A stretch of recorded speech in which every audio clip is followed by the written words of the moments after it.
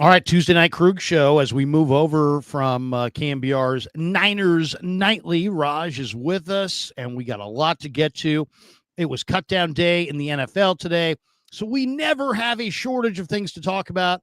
Come aboard. We'd love to hear your thoughts.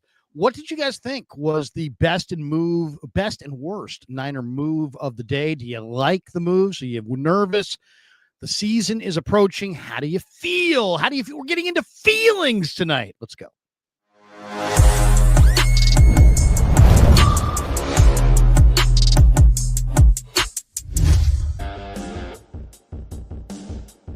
Off and running Tuesday night on the Krug Show. Hope everybody's having a great one. I am. Hope you are. August the 26th, 2025. It is 7:12 West Coast time. 10:12 back east. Welcome to the Krug Show. Thanks for the band. Guys, take the rest of the night off. You guys are amazing. You guys are really looking good, sounding good. But pay you $200 to stop playing. Don't ever play anymore. No, but thank you to the guys. And if you're watching us on YouTube, do us a favor. Smash that like button. Hit the subscribe button. Make sure you've got the notification bell turned on or whatever. I'm not sure exactly how you turned on, but either way, turn it on so you never miss a show. And remember, once the stream wraps, you can catch me and the full replay anywhere you get your podcast, Spotify, Apple Podcasts, wherever your favorite platform is. Just search The Krug Show and you'll find us. And we got a lot to get to today, so we'll jump to it. But just looking at some of the numbers on the channel this month, really, really big. So, guys, really appreciating every single one of you guys. We're at 61,316 subs. We've had 2 million views of the Krug Show in the last month and picked up over 1,000 subscribers and almost 250,000 watch hours. 250,000 watch hours. So all I can say to all of you, thank you. And thanks to Kev, who's partying his ass off in Japan with his buddies. All right. On that note, and not embracing the grind like me and Raj, you know, when Kev starts giving his opinions like week 3, week 4, week back, where were you on cut down day? Where were you? Drinking sake in some bar somewhere where me and Raj were out here sweating. He's in his 20s, Larry. He's in his 20s, Larry. Exactly. Let him live. Kev, I'm sorry. Don't somehow eliminate the channel with one button just because you're pissed. Mm-hmm. All right. That would be a costly button.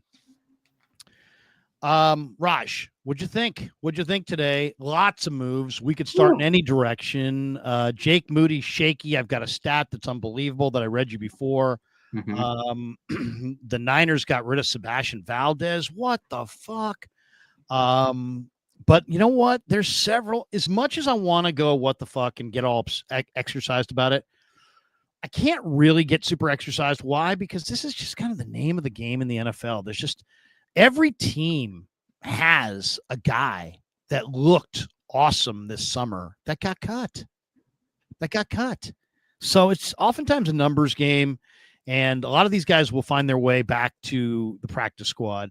And we'll talk about the guys we think they ought to pick up. But what did you think overall? Just throw it to you without leading in any direction. What stood out today? Yeah, I feel like, honestly, my knees are a little achy right now because I fell to my knees at Walmart today when Sebastian Valdez was away from the team. To me, that's the big news. To me is the biggest. You said mistake. What's the best move? There's a lot of positives, but I just want to get this one out of the way. I do feel that was a mistake. You keep YGM, who I'd never seen the man. It's a myth. He's a myth on the field. He's always hurt. He's like a Loch Ness monster. He really is. He's like Sasquatch. Yeah. Sasquatch. But does he really even exist? I don't know. And then they kept Robert Beal Jr., who I think Sebastian Valdez has done more in 3 preseason games than Robert Beal in his career. But if he clears waivers, it's all good. I just don't know if he's going to clear the waivers. He's a very talented player. That was my biggest, concern of the day. Like, man, this guy was very talented. And I get it. There was some people like Evan Anderson. He flashed. He didn't get any worse this offseason, so you keep him. He's a good talent. You don't want to lose him. But losing a guy like Sebastian Valdez, who fans loved, he worked his butt off. That was a big, letdown for me. I hope he comes back. I know a lot of these guys are going to come back on the practice squad, But I feel like sometimes they over-calculate things. They're like, okay, if we clear him, he'll come back. You know, they got to make those calculated moves. It's like a puzzle, right? You have to figure out which piece of the puzzle you got to move around so you can bring him back to the practice squad. So I understand that, but to me, that was not the right piece of this jigsaw puzzle. But the other big issue is, man, wide receiver room is thin. I know we're going to get to that later on who they can bring in.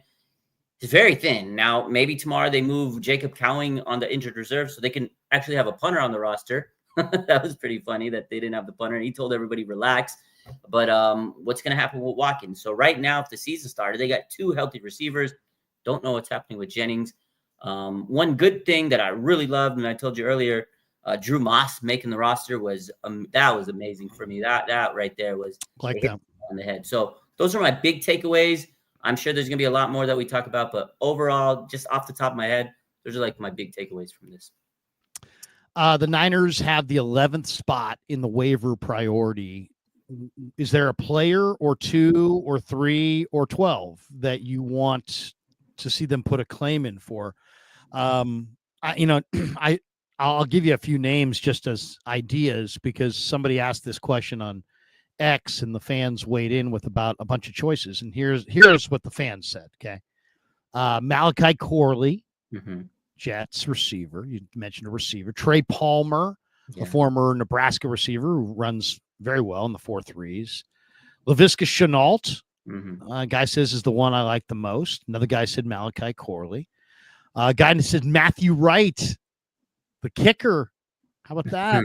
Get him, make it happen. Greg Threlkeld has had a bunch of good names here, and these are some good ones here. Lyle Collins, Esapole, who is I think Wazoo tackle. Malachi Corley, Laviska Shenault, Chris Paul Jr., Pooh Paul. The Rams cut Chris Pooh Paul. I know. How about that? That's amazing. He was the 3rd-round pick, I think, wasn't he? He was a good player, man. Yes. I was hoping we'd get him in the draft. Like, he was a guy that I was like, oh, man. So, yeah, 100%. That's a good player. Esapole, though, that one right there, he would be a great tackle. Esapole, yeah. He's a Bay Area. I think he's a Bay Area guy too. Yeah, he's good, man. He's good. He was at Wazoo. He's a big tackle. That might not be a bad tackle. Kobe Bryant, from Kansas. Cobee Bryant. He met with the Niners in the draft process, and I thought they were high on him. That's a great player. I love Kobe. He's skinny. I mean, he's really thin, but I mean, I really like him as a cover prospect. Hunter Renfrow, not a bad name. Hunter Renfrow might not be bad. He's got sticky hands. Nice vet. Greg Dulcich, the tight end from UCLA, Mike Hilton and Deshaun Jameson, a couple of slot corners. Here's a name that I just love. He says Javon Foster, the Missouri offensive tackle, and I forget who drafted him, but I love Javon Foster at Missouri, and that would be the guy. Like for the Niners, I would cut Burford or Pleasance and go for Javon Foster. Yeah, Austin Pleasance. I can't believe he made the roster. Unbelievable. I was surprised that he made it. I'd rather have Esapole and Javon Foster 100%. I would. Yeah. You know, your boy, I can't believe you didn't mention him, Willie Lampkin. Larry, they need to get your boy Willie Lampkin on the roster. I'm wanting to see if he's on this list. Somebody said Sebastian Valdez. Yeah, I hope he clears, man. Somebody said Jackson Meeks, who had a great preseason for the Lions. I don't love him. He's kind of a slowish receiver. Yeah. Somebody said Chris Paul. Okay, yes, Willie Lampkin. I'm glad you brought it up.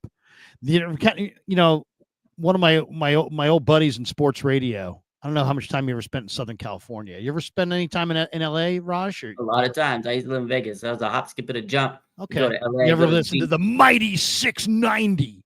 You ever heard of the Mighty 690? Maybe, but it's been a minute. Sports radio.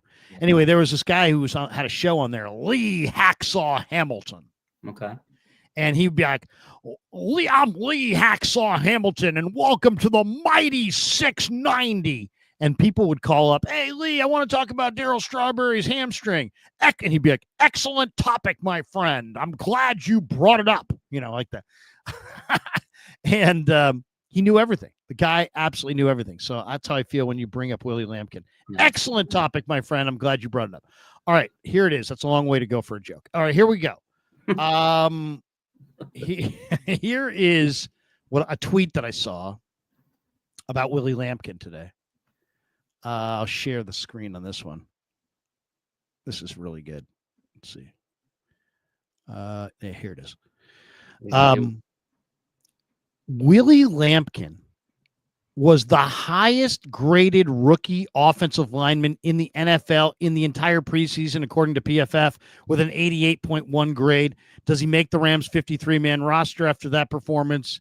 Drop your take. Highest graded rookie, this and that. Did he make the Rams roster? Should he? Yes. Yeah, I'm sure all the people are yes. Hell yeah. I sure hope so. All this stuff. And didn't make the roster. Wow. So I tweeted out, I said, please, 49ers, sign Willie Lampkin. He's a versatile beast of an offensive lineman, I say. Short, but plays with incredible leverage and toughness. He was a championship wrestler and is very versatile. He can play fullback on the goal line, center, guard. This guy is a force. His tape is impressive. And then I even attached the You tagged John Lynch, baby. I tagged John Lynch just to make sure. Because that's how passionate I am about Willie Lampkin coming to the Niners. I got to tell the guy who's actually got his finger on the trigger, whether he does something or not, that's up to him. But my work here is done. I can do no more. I've brought the horse to water. I can't make him drink. Yeah. That's how I feel about it. I love it. I love that you tagged John Lynch on that, Larry. Do you like that? If we get Lampkin, Larry, it's all you're doing. I'm gonna give you all your flowers. I'm gonna tell everybody. Could you mention me in like a post or something? I will. I'm gonna do it. You know why we got Drew Moss last night? Me and Brock Lesnar, we went down to Levi Stadium and we applied some pressure to Kyle Shanahan. Drew Moss, he's dating Maya Lesnar. That's Brock Lesnar's daughter. We went down there. We can't tell you what we did, but let's just say we put some pressure on Shanahan's neck. That's what we did. Who may have helped Drew Moss is our buddy Brad. He might have. He actually Brad went and dug up some of the greatest sequences that Moss had in the preseason. He did. And Brad's got a big audience too, like you, and he put it out there, and I kept seeing that. Got a lot of views. Drew Moss is pretty damn good. He's good, man. I'm glad they kept him. I am too. Kelge, I was worried. I thought they were going to play I tip my cap to the Niners on that one. I do. I agree. Don't you? Nice. Because they wanted to keep Zakel for Purdy. Brock Purdy's old roommate. He's probably like, hey, you got to keep my guy. This is my roommate, my former roommate before I got wifed up. And they didn't do the roster politics. I was very, very, very surprised, Larry. I was very surprised on that. We have here, somebody tweeted us out. Let's see if I could we have here the actual depth chart. So let's see here. See what we got going here. Yeah, here it is. So this is what they went with: 2 quarterbacks, 5 running backs, 3 tight ends, Kittle, Farrell, Tongus. Tongus is on the team. The great Tongus. Not to be confused with Snuffleupagus, the great Tongus. Wide receiver 5, but wait, only 2 of them can actually play. Jennings is out. Pearsall's there. Sky Moore's there. Jacob Cowing is not going to play for a long time. And Jordan Watkins. Demarcus Robinson, 3-game suspension. Ayuk, reserve PUP. Gage has got the MCL sprain. He was cut. They'll probably get him back. Chosen was put through waivers, or was released, I should say. Are you surprised they're so forcing this with Cowing? He was a 4th-round pick last year. He didn't do much last year. It wasn't like he was really great last year. And then it's like, he hasn't played at all this summer at all. He was like a couple days. He got hurt before camp started. Then he came back for like 2 days. He was running like it looked like about 50%. Then the 3rd day, it looked like he was more like 75, 80%. Then he was out again. And he hasn't played since. Yeah. It's like, shouldn't they just kick him to the curb and go get somebody else? There's other guys out there. Why are they treating Jacob Cowing like he is something when he's probably closer to nothing than something? Why? Yeah, no, honestly, at the end of the day, I feel like they're just trying to justify the pick, just like Jake Moody. Like, they drafted him, they want to make sure that they give him those chances. I feel like Kyle does that a lot with these young players, with the rookies. Like, he doesn't want to take the L, so he's got to justify it. And they're going to give him the chance. They're going to probably put him on the injury reserve and give him his opportunity, because I feel like Kyle wants to be like, listen, we need to give this guy the absolute opportunity to see if he can really live up to the expectations. Because I think when they draft players, they really see they have this vision, and they really want to see if they can reach that vision. And this is probably going to be Cowing's last chance. But I agree with you, Larry. Should he make the roster? Probably not. I mean, hamstring, he was aggravated by so many injuries this offseason. Last year, he just really didn't look the part. He's a guy that probably isn't going to ultimately make a big splash on this team. But I think they really want to justify that draft pick. And they do it a lot, Larry. He's not the only guy they've done it with. But I agree. There's so many options out there on the waiver wire that we talked about. Laviska Shenault. I mean, come on. Trey Palmer. There's so much talent out there. It can't be any worse than Jacob Cowing. But again, ultimately, it comes down to you got to justify the draft pick. That's it. No, I think you're right. I think you could make that same argument for Jake, same argument for Cowing, same argument for Gross Matos. Yeah. They're trying to kind of justify their investment. And, sometimes you got to just say, screw that, and be more competitive and say, hey, I want to win more than I want to be right. Jake Moody, by the way, is 16 of 29 on 40-plus yard field goals over the last 2+ years. 16 of 29. We're not talking about from 55. We're not talking about from 58. 16 of 29 from 40+. He's shaky, man. He's shaky. Very shaky. He's on a very, very, very short leash, Larry. I think the ice is very thin where he's standing on. They got options. There's kickers out there available that were waived today. There's a lot. And they got Greg Joseph's number on speed dial. I feel like if Moody messes up at any point, like really messes up, I think at this point they're going to be done justifying that pick, and they're going to go make a call. Greg Joseph is one call away, Larry. They saw what he did over the preseason, or not preseason, training camp. I think they liked it. They got a taste of what it is to have him. So, again, if Jake falters, I think they can go call Greg Joseph up. They couldn't justify keeping 2 kickers on the roster during preseason because of all the injuries. So that's their ace in the hole. But again, there's a lot of other kickers. Ultimately, it's just, if you think about that whole situation with drafting Jake Moody, it's just crazy drafting him in the 3rd round when you probably could have got any kicker in undrafted. You could have got him and held a tryout for multiple kickers that offseason. You could have got one in the 6th, 7th round. I get it. Robbie Gold was going out, and you really wanted to make a strong stance on a kicker, but I still will never be able to justify that draft pick. I got a message today on one of my YouTube videos, and guy was like, Krug, I love the show. I'm big on it. I'm a regular. He's like, you are the best when it comes to micro, man. You just can, every single guy in the league and blah, blah, blah. And I don't, obviously. I don't know every single guy in the league. But he's like, you're big on micro, but I would love it if you would mix in some macro from time to time and just give us kind of your overview of the season. And I thought, you know what, that's really kind of true. I mean, we do really get caught in the weeds on a lot of stuff. Mm-hmm. And I think that, the YouTube audience really loves getting caught in the weeds, because this is where the hardcore fan really is. Yeah. The hardcore fan is right here.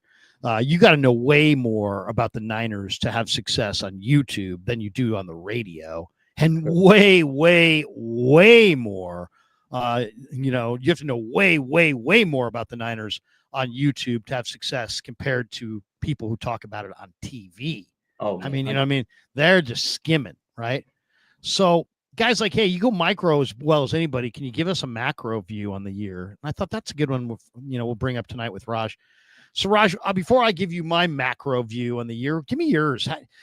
How do you feel about 2025? Do you feel good? Do you feel bad? Do you think it's going to be a big year? If the Niners are going to be successful, what's going to be the driving force behind it? If they're going to fail, what's going to be the driving force behind it? Give me your kind of macro vibe on the Niners based on everything. Because you've been at practice. Raj has seen a lot of practice this summer and goes as deep on the Niners as almost any person out there. So he's a perfect person to ask on this. What do you think, Raj? Yeah, no, honestly, I'm very cautiously optimistic. Like, I have a good feeling about this team. I mean, look, it's top heavy. You got George Kittle, you got Christian McCaffrey, who looks fantastic. I mean, he looks like he's back to his old form. I know Trent Williams the other day said he's 2023 Christian Offensive Player of the Year Christian. He really looks like it. You got Fred Warner, Bosa, DeAndre Lenore. Like, you have such good talent. Trent Williams and Brock Purdy. There's Ricky Pearsall looks like he's going to take this leap. Like, there's so much talent, but you also have a lot of young players. So are those young players going to hit a wall at some point, the rookie wall? Can they push through that adversity? And then the injuries, to me, are the biggest concern. They've been injured a lot during preseason already. Can they avoid those injuries throughout the season? That's going to really dictate this year. There is like a big, tough stretch of games in the middle of the year. Overall, I know the schedule is easy, but I don't like to sit there and say, oh, they're going to win 13 games because the schedule is easy. I hate to say that because no game is easy in the NFL. But I do think the 49ers should be better than 6 wins this year. I got them at 10. It is going to be tough in that division because all these teams are, chomping at the bit. No matter what the record is, you play your division rival, it's a tough game. So the Niners have to be able to win those division games. That's what really hurt them last year. That, to me, is the key for them to be able to get back into that playoff mix. But I have a good feeling about them. Again, they have some really good talent.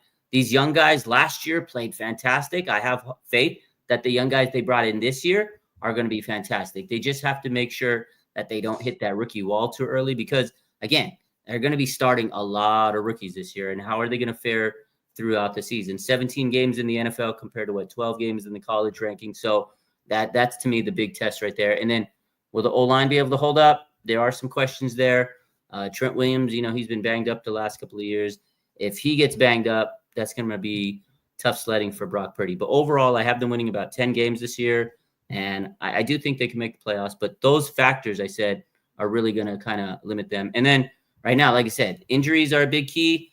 We had 2 healthy wide receivers right now as it stands. I know that'll change that up, but they got to really hope that when Brandon Ayuk comes back to the mix, that he's, somewhat of his old self. But those are the concerns. But I do think this team has just an abundance of talent, and they're probably hungry to kind of bounce back from last year. That was a bad year. Guys like Kittle and Bosa, they want to wipe that slate clean from last year. So they're going to be hungry going into the season. Yeah. I have a lot of good vibes about this year. I mean, first of all, if you watch Niner football and look at all the factors as closely as you and I do, that there were a lot of negative factors last year. I mean, the schedule was brutal. Mm-hmm. It was a brutal schedule. The Niners were like minus 22 in rest days compared to their opponents. If you compare them to the Ravens, they were minus 41 rest days on the Ravens. They were both Super Bowl contenders, you would think, at the beginning of the year, but the Ravens had a schedule that had 41 more rest days than the 49ers. I mean, that is astronomical in a sport that's 4 or 5 months long to have 41 extra days for football. So the Niners had a terrible schedule rest-wise. They had a terrible schedule as far as they had a real short offseason. They had some personal tragedies. They also weren't as deep as they needed to be because of the Hargrave signing and the Trey Lance trade. And all these things I thought caught up with them for sure. How about this last year? The 49ers, they played 17-game schedule. They played 10 games against teams that won 10 games or more. That's a lot. 10 of their 17 games were against double-digit win teams. This year, by comparison, they have a much more favorable rest schedule and a much more favorable schedule, period. Mm-hmm. So that's one. And I think, you know what? It is an absolute factor. It is an absolute factor. Go read the Warren Sharp article on it. Really, to me, the one thing that we don't see in the standings is it shows you all kinds of things. Points for, points against, your record in the conference, your record out of the conference. But it doesn't give you, like when you see a matchup, who's got the more rest in a particular day, in a particular Sunday. The Falcons are playing the Bengals on Sunday, and the Bengals have regular rest, and the Falcons have 10 extra days or 7 extra days. It doesn't say that anywhere. It's not, and if it did, you would factor it in, and because it means a lot. So that's a big part of it. The other thing I think is that the 49ers this year play an easier schedule, but also I think Brock Purdy, there's teams that have a lot of strengths and then they just don't have the quarterback. Like, it's a pretty good football team, pretty good defense, pretty good this, pretty good that, and they just don't have the quarterback, and he's not making any plays. They don't have a guy. And then there's the opposite of that, where you don't have a perfect team, but you do have the quarterback. Mm-hmm. And I just feel like what I've seen from Brock Purdy this summer, I don't know if it's because he moved near George, but Purdy to Kittle has looked different this summer than in previous years. He's locked in. Yeah. And then Purdy has looked really good throwing it in the last 10 days or so to Pearsall. And believe it or not, Purdy looks pretty good throwing it to Watkins. And now you add another big, powerful running back. I think you got a better, deeper offensive line as far as the backups. If you do have to go to the backups, Colby, I think, can start. I think Connor Colby and Drew Moss can start. I think they got to redo their tackles, but I think those guys can start. And then defensively, they're leaning on some young guys for sure, but they got a great D-line coach.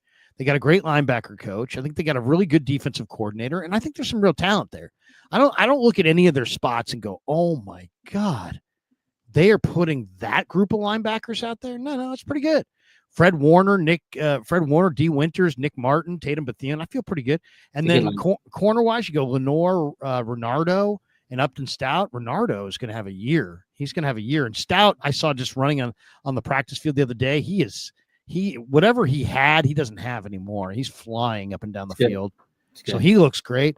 So, and I'm a little concerned about the depth in the secondary a little bit. And obviously, I just told you the edge rush up front is a major concern.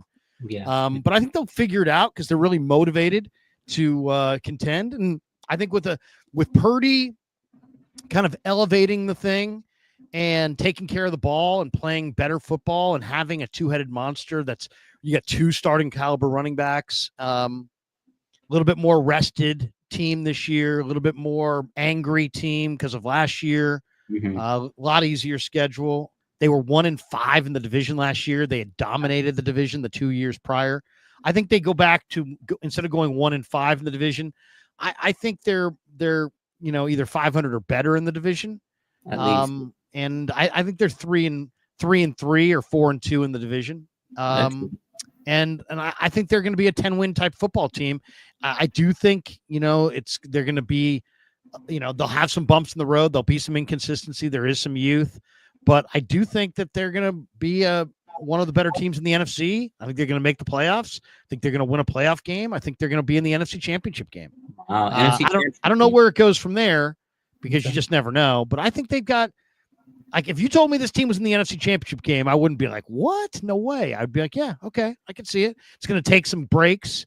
I mean, 2 times in the last 5 years, the 49ers have been the most injured team in the NFL. And both times they won 6 games. If they're the most injured team, they've been the most injured team this summer. If they're the most injured team all season long, they're going to win 6 or 7 games. Yeah. I mean, that's the way it's going to go. That's the way it is in the NFL.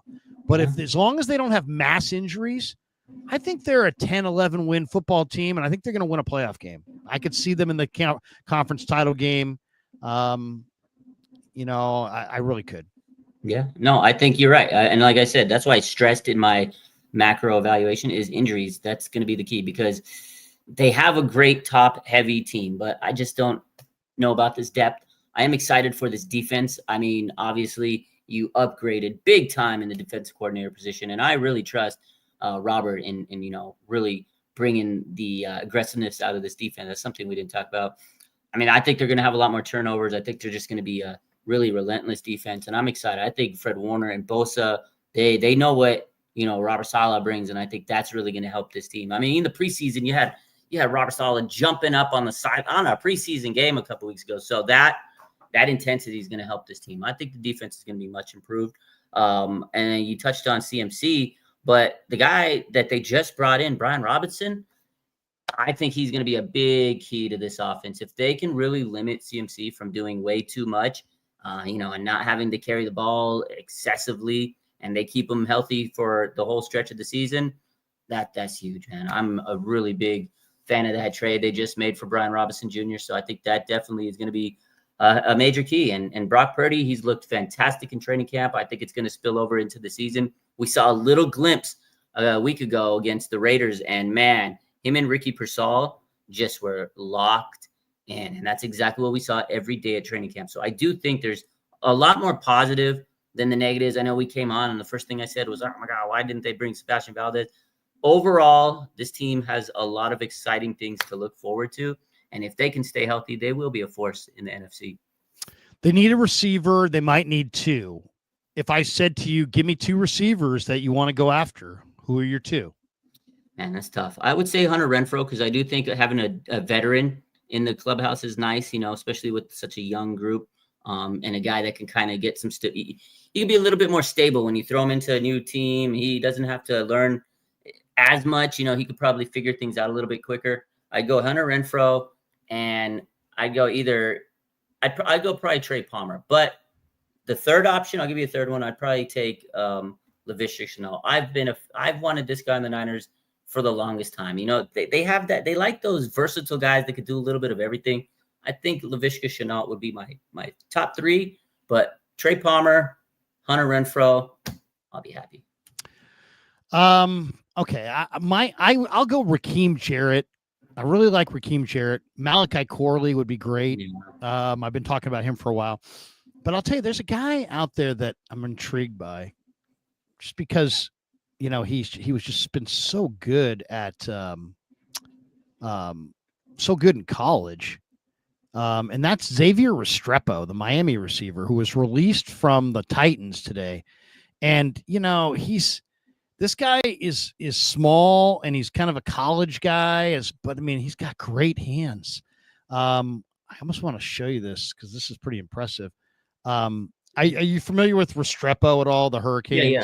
I played him on NCAA. You ever play the game NCAA football, Larry? Yeah. Don't worry. Yeah, we know about Restrepo. Yeah. So what really is impressive about Restrepo more than anything is his production. And I'm gonna bust out he's a rookie, so he hasn't really done much, I'm sure, this summer, but here's what he's done. Here's his game log from college. Okay. This is last year. This is his last year game log with the Hurricanes. I'm going to put it on the board here. You guys can see this. This guy might be worth taking a flyer on. Now, he's small and he doesn't run. He's not like a great runner, and he might be more of a college player, but the ball skills are off the charts. And look at this production when I show you this. This is his game log from last year with the Hurricanes. Okay. Game 1, end of August against the Gators, 7 catches, 112 yards and a touchdown. Game 2, Florida Atlantic, 4 catches, 104 yards and a touchdown. Wow. Game 3, Ball State, 3 catches, 47 yards, 2 touchdowns. He's catching balls from Cam Ward here. Yeah. Game 4 at South Florida, 6 catches, 99 yards and a touchdown. Against Vatek, 5 catches for 60 yards. That was his down game. Against Cal, at Cal, which was a great game. 7 catches for 163 yards. Next week against Louisville, 7 for 101 and a touchdown. Then he had a down game against Florida State, only 4 catches for 24 yards.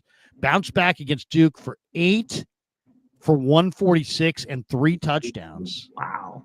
Finished the year 9 for 148 and a touchdown against the Cuse. He's not big. He's 5'10". But he's a great route runner, great hands. What do you think? You want to take a shot on Xavier Restrepo? 100%. He'd be better than Renfrow. I know I said Renfrow, and people cooked me in the chat, but again, I like a veteran option. I know he's a little older, but I still think they need a veteran. But Restrepo would be fantastic. He's a guy I think could definitely be worth a shot. At this point, Larry, beggars can't be choosers. They are thin at wide receiver. They're thinner than me at wide receiver, which is not a good thing. They need to get some bodies in there, somebody that's got some talent. Because, again, if you were to start the season today, right now, you got Ricky Pearsall and Sky Moore. That's it. Nobody else play wide receiver. So there's a bunch of receivers cut today.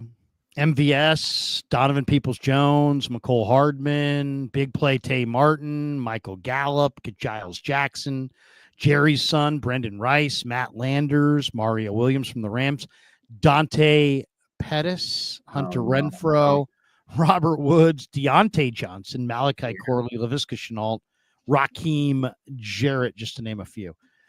So there's some receivers. There's some receivers out there, and I'm sure the Niners will be all over it, you would imagine, tomorrow. All right, let's talk about JJ. We talked about it on the KMBR side. The biggest story of the day is that Jauan Jennings, wasn't put on any list or at all, and they didn't do anything with him. They kept JJ on the 53-man roster. He's had the calf injury since late March. He's been spouting angry thoughts to somebody on social media. I think it seems like it's about his contract or contract extension related. Can't say for sure. The Niners want and need JJ badly, and they need him immediately, but he wants a lucrative extension. They're saying no.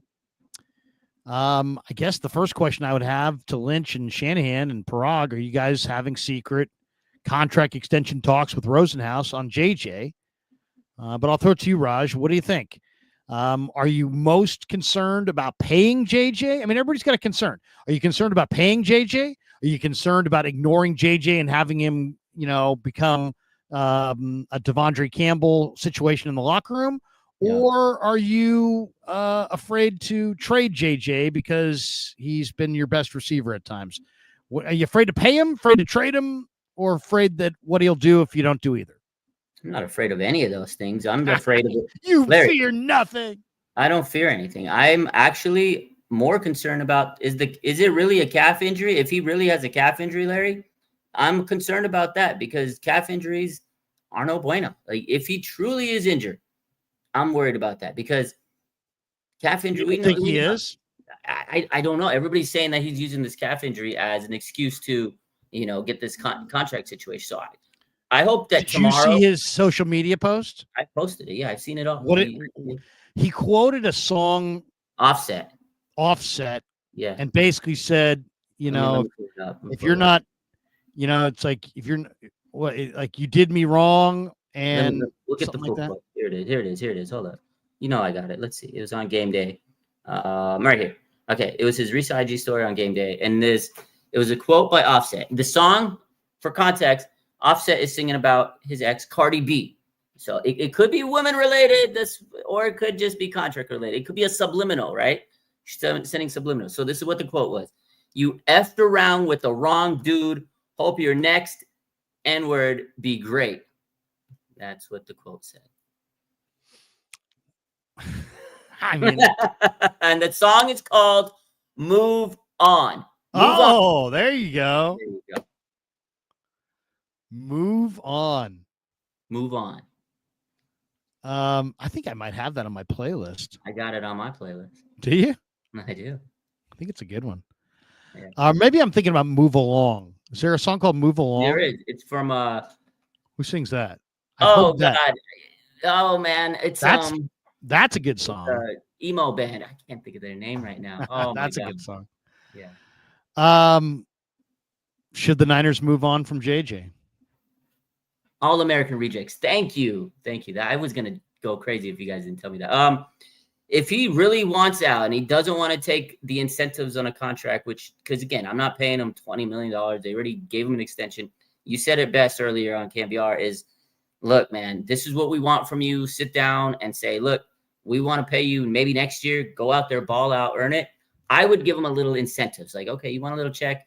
You did play decent for us. We're going to throw some incentives on you. That's all I can give you because I'm not giving you an extension. We extended you last year. If not, move on. Let's go trade you. There's options out there. Let's. You're not the end all be all receiver. Let's go trade it. Let's make a deal. Yeah, the one that seems like seems like a no brainer is if Jacoby Myers really wants out of Vegas. That seems like a no-brainer. Why? Because they want to run the football. They've got cap room to pay JJ. They want to run the football. I agree. JJ's a great run blocker. I mean, if you really want to establish Ashton Genty, then Jauan Jennings is the type of receiver you really want. And as far as the Niners are concerned, if you're really trying to, move on from Debo and Ayuk, what you really need is you need a guy who can run a volume of routes, play a volume of games, and make a volume of catches, right? And that's more Jacoby Myers than JJ. JJ's like he's a super reliable third receiver who's going to make 3 amazing catches over the course of the game that are going to help you win the game. But if you need him to give you 9 catches for 141 and 2 touchdowns, he's probably not going to last too long. He's probably not going to work out. Yeah. Where Myers, I kind of feel like on the Niners, as good a route runner as he is, as accurate as Purdy is, Myers could wind up having a couple really productive years. I think he could be the Niners' leading receiver. Like if you said who's going to be the Niners' leading receiver this year, I would probably say Demarcus Robinson. Some people would say Pearsall. Some people may say Jennings. But I wouldn't say Jennings. But if they had Jacoby Myers, I would probably say Jacoby Myers, and I would probably say it definitively. I like him. I think he's very, very underrated. People don't understand. He's good. But I think the only issue with if you're getting Jacoby Myers, he's going to want a little bit more, right? He wants out because he wants a little bit more money and that type of situation. So are the Niners, if they're not going to willing to pay Jennings, are they going to be willing to pay another guy? It would end up being a 1-year rental type situation like Brian Robinson probably is. So that's what they have to really answer is, do we just want a rental? Because they also have to realize, well, we know Brandon Ayuk's coming back at some point, and you have his big contract. So you got to kind of justify the wide receiver money. But again, at this point, beggars can be choosers. Jacoby Myers would be a great addition to this roster. I do think he'd be catching at least 5-6 a week, man. That guy, he's solid receiver. Was there anybody cut today that you want to add that you're just like, yes, that's the first guy I want to add? On the Niners or just anywhere else? You'd like to add to the Niners that's been released by somebody else. Man, there's so many people out there. There's I can't pick one. You can't pick one. You can't really pick one. It went one. trench heavy. I will say that 10 offensive linemen, 11 defensive linemen. That's very heavy in the trenches. I think we talked about him. A couple of players earlier. I mentioned Willie Lampkin, that guy, but Essa Pole actually. If I had to go with any lineman, Essa Pole, yes, I would bring him over and get rid of maybe like Burford or Austin Pleasance because I can't believe the Chiefs got rid of him. That probably, if I could bring one guy in, it'd probably be him because, again, we've touched on it. Offensive line is risky. We don't know if they're going to be able to handle, the season and stay healthy. I know Ben Barch is not staying healthy. I am almost certain by week 4 or 5, Connor Colby is going to be the starting left guard, and he's not going to look back. He's going to be our starter throughout the rest of the season once Ben Barch goes down with some weird injury. I could already predict it. And I feel you're right on that one. Yeah, and I do. My other prediction might be a hot take, maybe not. I feel like Jake Brendel's not going to perform that great, and then Drew Moss will replace him at center at some point in the season. So we're going to have Connor Colby and Drew Moss finishing the season as starters. I do think so. I'll make the prediction that Lynch sees my tweet and says, you know what? If we just maybe get this guy, maybe this guy will shut the hell up. I love that you tweeted him. maybe we'll get Kreuger to shut up. Maybe we'll get him with his Lampkin. So he gets me the Lampkin, even though it's against his better judgment. He goes with the Lampkin. Brendel gets hurt. Lampkin steps in. Moss steps in for Barch. Colby also is in the mix, and the Niners come out of this year feeling great about their interior line going into next year, and all they are is really a tackle away from a great line. Moss and Colby and Pooney and Lampkin, and they look up and they're like, you know what? We got the interior covered. All we need is a tackle. And I'll say this. I'm going to look at the list of guys, but yeah, Essa Pole, I think would be a really nice tackle. I think that'd be a great one. Great call there. Raj, why don't we do this? We'll call it here. We normally, go on and on and on, but we're going to call it here. We're 45 minutes in. We do have 6 supers. So let's hit our supers before we get out of here. Miguel Landa. Larry, what if they make a claim for Restrepo? Or what if they make a claim for Restrepo, the Titans wide receiver? Yeah. This might have been before we started talking about it. I didn't see this until just now. Trust me. Otherwise, I would have said, yeah. I would have put this up there before when we talked about it. Yeah, I like that one. I mean, why? Because bottom line is enough of the underwear Olympics. It's about football. Who's good at football? At the end of the day, it's not about, oh, well, my guy's 6'4" and this guy's 5'10". Who cares? Doesn't matter. Steve Smith's great. He was great. He was tiny. He was like 5'8". Darryl Green was one of the greatest corners of all time. He's 5'8". All right. Enough on the height. Some of the really, it's a game of skill. And your Restrepo's got major skills. Forget all this. It's August now. Forget all this. Let's just put the Niners back at Levi's next February, and it's 1st and 10 at the 10 with a chance to win the Super Bowl over Harbaugh. Who are you going to want as a receiver? You're going to want some 6'4" gazelle who runs up and down the field, or do you want Xavier Restrepo, who's going to absolutely go up in a crowd and hold on? You're going to want Restrepo. So I like the ball skills. I'd take a chance on a guy who couldn't run. JC Mania, will you guys be betting on OSU Texas? LOL. Also, any predictions on LSU versus Clemson, Notre Dame versus Miami? Well,